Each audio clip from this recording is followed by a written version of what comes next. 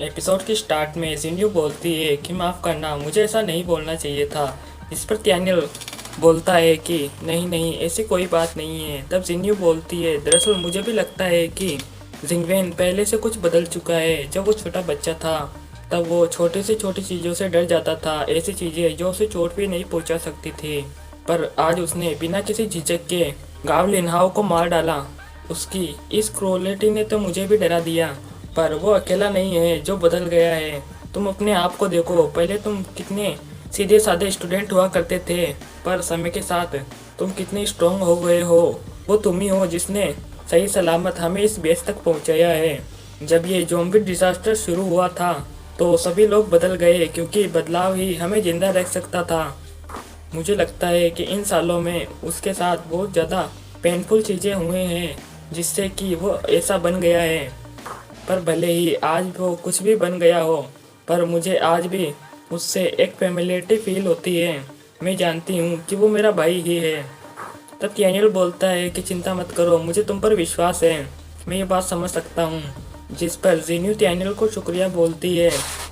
तभी वहाँ का दरवाज़ा खुलता है और यूजिन वहाँ पर आते हुए बोलती है, क्या मैंने तुम्हें डिस्टर्ब तो नहीं किया। तब डैनियल बोलता है कि क्या हुआ, क्या कोई प्रॉब्लम है। तब यूजिन बोलती है, मैं यहाँ पर जीन्यू से मिलने आई हूँ।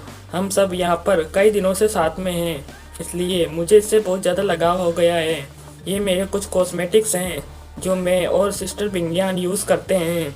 मैं इन्हें तुम्हें देना चाहती हूँ। जिस पर जिन्यू यूजिन को शुक्रिया बोलती है। तब यूजिन बोलती है कि इसकी कोई ज़रूरत नहीं। तब जिन्यू बोलती है, मैंने सुना कि जब मुझे किडनैप किया गया था तब तुम और लिएंग बहुत ज़्यादा घबरा गए थे और तुमने सारे बाजार में मुझे ढूंढा। तुम्हारे इतने एफर्ट्स के लिए तुम्हारा बहुत बहुत शुक्रिया। तब यूजिन बोलती है कि नहीं, शुक्रिया की कोई ज़रूरत नहीं है। मुझे सचमुच तुम्हारी बहुत चिंता हो रही थी। पर हम देख सकते हैं कि इस वक्त यूजिन को कितनी ज़्यादा जलन हो रही होती है। तब यूजिन बोलती है कि पर जिन्यू, अगली बार अकेले कहीं पर मत जाना। मैं नहीं चाहती कि दोबारा तुम्हारे साथ ये हो। ये बहुत खतरनाक था। लकीली तुम इस बार सरवाइव कर गई, वरना मैं अपने आप को कभी माफ़ नहीं कर पाती। अच्छा ठीक है, अब मैं यहाँ से चलती हूँ, तुम लोग बातें करो। और ये कहकर यूजिन वहाँ से चली जाती है। और तब हमें जिन्यू के फ्लैशबैक का सीन दिखाया जाता है, जहाँ पर हमें दिखाया जाता है कि जब जिन्यू को किडनैप किया जा रहा होता है तब जिन्यू अपनी आंखें खोलती है और उसके सामने यूजिन खड़ी होकर मुस्कुरा रही होती है। तब ये फ्लैशबैक यहीं पर कट होता है और जिन्यू सोचती है कहीं ये सब मेरा भ्रम तो नहीं। और तब हमें रात को गांव लिनहाओ के बंगले का सीन दिखाया जाता है, जहाँ पर लिनहाओ की बॉडी के आगे कुछ ऑफिसर खड़े होते हैं। तब एक आदमी चिल्लाकर बोलता है कि ये सब किसने किया। तब वो बोलता है कि ये सब डैनियल और उसके आदमियों ने किया। तब एक ऑफिसर बोलता है कि डैनियल, क्या ये वही जाओ डैनियल है जिसने ज़ॉम्बीज़ को मारा था। तब वो बोलता है कि आपने सही कहा। तब वो ऑफिसर बोलता है कि लिनहाओ और उसकी कोई भी दुश्मनी नहीं थी, तो भला वो लिनहाओ को क्यों मारेगा। तब वो बोलता है क्योंकि जाओ डैनियल की गर्लफ्रेंड यहाँ पर थी। दरअसल जाओ डैनियल की गर्लफ्रेंड ने यह सुना था कि मिस्टर गांव ने यहाँ पर पार्टी दी है, इसलिए वो यहाँ पर आई थी। पर जाओ डैनियल को पता लग गया और उसने मिस्टर गांव पर अपनी गर्लफ्रेंड को किडनैप करने का आरोप लगाया। हालांकि हमारे विला को चारों तरफ से घेर रखा गया था, पर हमारा एक बॉडीगार्ड जाओ डैनियल की गर्लफ्रेंड का भाई निकला, इसलिए उसने डैनियल की मदद की। तब मिस्टर गांव ने सोचा कि डैनियल की गर्लफ्रेंड को यहाँ से जाने दे, पर डैनियल ने इसके बदले मिस्टर गांव से पैसे की मांग की। और जब मिस्टर गांव ने उसे पैसे देने से मना किया तो डैनियल ने उन्हें मार डाला। तब वो ऑफिसर बोलता है कि उस कमीने की पेश के कानून को तोड़ने की हिम्मत कैसे हुई, क्या उसे नहीं पता था कि मैं लिनहाओ का अंकल हूँ। तब वो बोलता है कि वो जानते थे, मिस्टर गांव ने उन्हें बताया था कि मेरे अंकल मिलिट्री के एक हाई रैंकिंग ऑफिसर हैं। पर जाव डैनियल ने इसे सीरियस नहीं लिया और इग्नोर कर दिया। इतना ही नहीं, उसने कहा कि तब वो ऑफिसर बोलता है कि उसने क्या कहा। तब वो बोलता है कि उसने कहा कि वो इस बेस का हीरो है, यहाँ तक कि मिलिट्री के लीडर्स भी उसकी रिस्पेक्ट करते हैं। अगर उसने मिस्टर गांव को मार भी डाला तो भी उसे कोई छू भी नहीं पाएगा। जिस पर लिनहाओ के अंकल को बहुत ज़्यादा गुस्सा आता है और वो बोलता है कि उस घमंडी कही के कि मेरे भतीजे को मारने की हिम्मत कैसे हुई। जाओ डैनियल, तुम मेरे हाथों से ही मरोगे। और तब ये सीन अगले दिन पर शिफ्ट हो जाता है, जहाँ पर हमें मिलिट्री ऑफिस दिखाया जाता है, जहाँ पर कमांडर बोलते हैं कि डैनियल, क्या ये सच है कि तुमने जेंग होंडा के भतीजे को मारा है? तब डैनियल बोलता है कि हाँ, ये सच है, पर वैसा कुछ भी नहीं हुआ था जैसा वुवे ने बताया है। जिन्यू गांव फैमिली के विला में अपनी मर्जी से नहीं गई थी, बल्कि उसे किडनैप किया गया था, इसलिए गांव लिन्हाओ मरना ही डिजर्व करता है।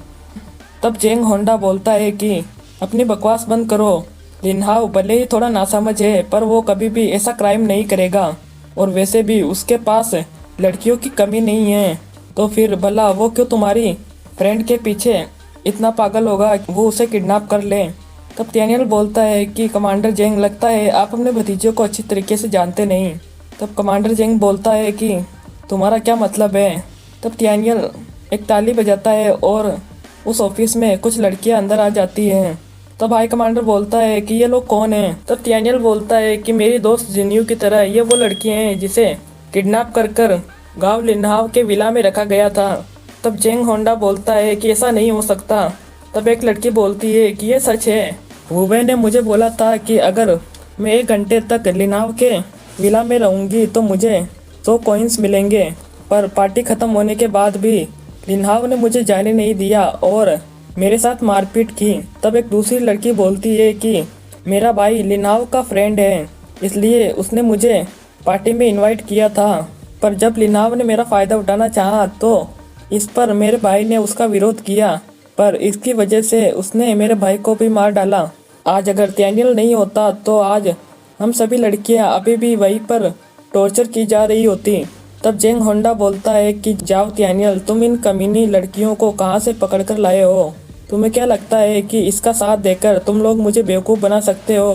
तब डैनियल बोलता है कि इन लड़कियों को गायब हुए 1 या 2 दिन से ज़्यादा नहीं हुए हैं। मुझे लगता है कि तोंगले की रिपोर्ट में अभी भी मिसिंग लड़कियों की जानकारी ज़रूर होगी, और अगर आपको मुझ पर विश्वास नहीं है तो पार्टी में और भी कई सारे लोग थे, आप उनमें से किसी को भी पूछ सकते हो। तब हाई कमांडर बोलते हैं कि जेंग होंडा, मुझे लगता है कि इस बात में कुछ सच्चाई है। हालांकि जाओ डैनियल ने पहले कैप्टन चेन को बचाया था और ज़ॉम्बीज़ से इस बेस की रक्षा की थी, और उसे हाई मेडल भी मिलने वाला है, तो भला वो ऐसा कर अपना नुकसान क्यों करवाएगा? तब जेंग होंडा बोलता है कि भले ही उसने कुछ भी किया हो, पर वो एक सिविलियन है, वो इस बेस का कानून नहीं तोड़ सकता, उसे इसकी सज़ा तो मिलनी ही चाहिए। अगर ऐसा नहीं हुआ तो क्या होगा, आगे चलकर सभी लोग कानून को अपने हाथ में लेने लगे। तब कमांडर बोलते हैं कि तो तुम क्या चाहते हो? तब जेंग होंडा बोलता है कि जाओ डैनियल इलीगली 2nd डिस्ट्रिक्ट की बॉर्डर क्रॉस करके हमारी बाउंड्री में एंटर हुआ और मेरे भतीजे की जान ली, इसलिए मैं उसे इसी वक्त इस चीज़ की सज़ा देना चाहता हूँ। और ये कहकर वो डैनियल पर बंदूक तान लेता है।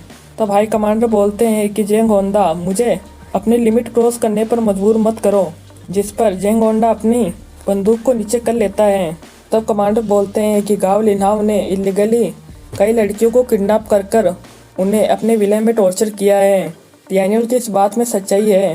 हालांकि डैनियल, तुम मिलिट्री के कोई मेंबर नहीं हो, इसलिए तुम्हें किसी को सज़ा देने का कोई हक नहीं है, इसलिए मैं तुम्हें दिए जाने वाला मेडल वापस लेता हूँ और तुम्हें और जिंगवेन को 1 हफ्ते के लिए लॉकअप में जाने की सज़ा देता हूँ।